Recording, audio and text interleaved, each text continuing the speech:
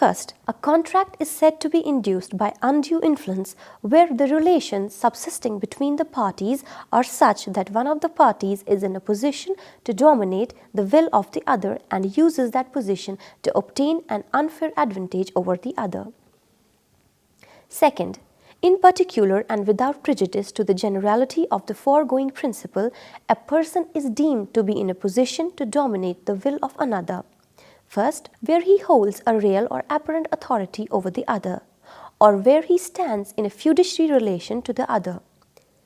Or, second, where he makes a contract with a person whose mental capacity is temporarily or permanently affected by reason of age, illness, or mental or bodily distress.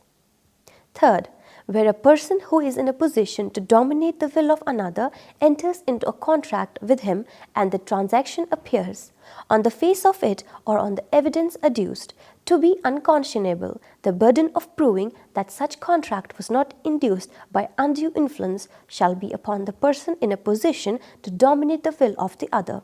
Nothing in the subsection shall affect the provisions of Section 111 of the Indian Evidence Act 1872. Illustrations. First, A having advanced money to his son B during his minority, upon B's coming of age obtains, by misuse of parental influence, a bond from B for a greater amount than the sum due in respect of the advance. A employs undue influence.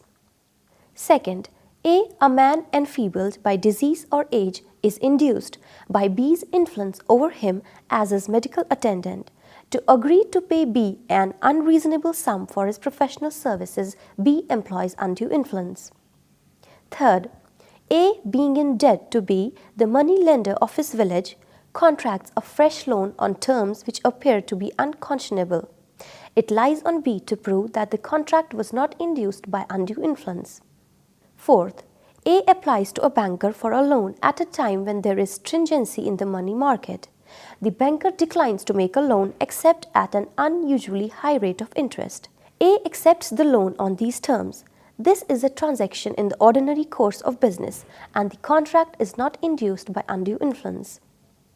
The doctrine of undue influence was developed by the Court of Equity in England. In India, the same doctrine is contained in Section 16 of the Indian Contract Act 1872.